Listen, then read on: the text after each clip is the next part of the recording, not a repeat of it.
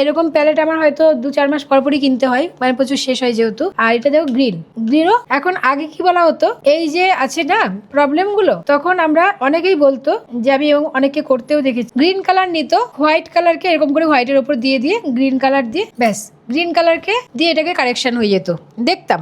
কিন্তু আবার এদিকে বলা হচ্ছে রেড কালারকে কারেক্ট করে গ্রিন কালার, মানে রেড কোনো স্পট বা র্যাশেস থাকলেও সেখানেও আমরা গ্রিন কালার দিচ্ছি। তাহলে রেড কেও করছে আবার কি হোয়াইট কেও করছে? একদমই না, কারণ এটা রেডকে গ্রিন কারেক্ট করলেও হোয়াইটকে কিন্তু কারেক্ট করে না। এখানে আমরা সবসময় কি করব, যে স্কিনে কাজ করছি, যে স্কিনে হোয়াইট স্পট রয়েছে বা ভিটিলিগো সেতি রয়েছে, সেইটার আশেপাশে তো কোথাও না কোথাও কি স্কিন দেখতে পাবো। আমি নর্মাল স্কিন টোনটা আমি আগে খুঁজে বের করব।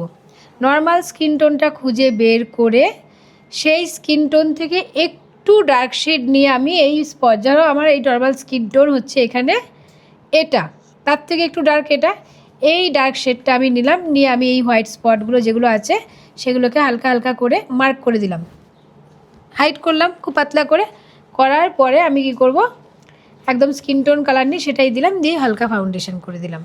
কোনো রকমভাবেই সেখানে কি আসবে না।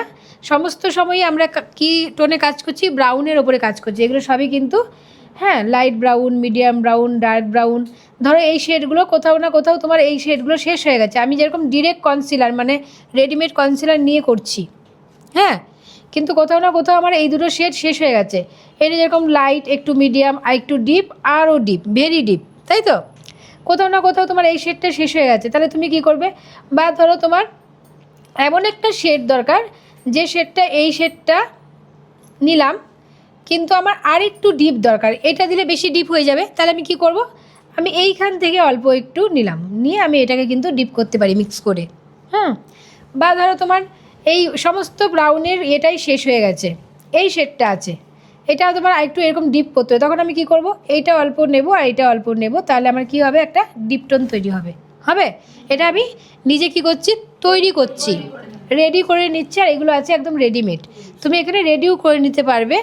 বা ধরো যেমন হোয়াইট শেডটা দেওয়া আছে, এখন তোমাদের মনে হতে পারে যে হোয়াইট শেডটা আবার কার লাগবে ম্যাম, হোয়াইট শেডটা দিয়ে আমরা কি করব, ধরো এই শেডটা যেরকম আছে, দাঁড়াও একটু ক্লিন করে নিই, ডার্ক শেড লেগে গেছে।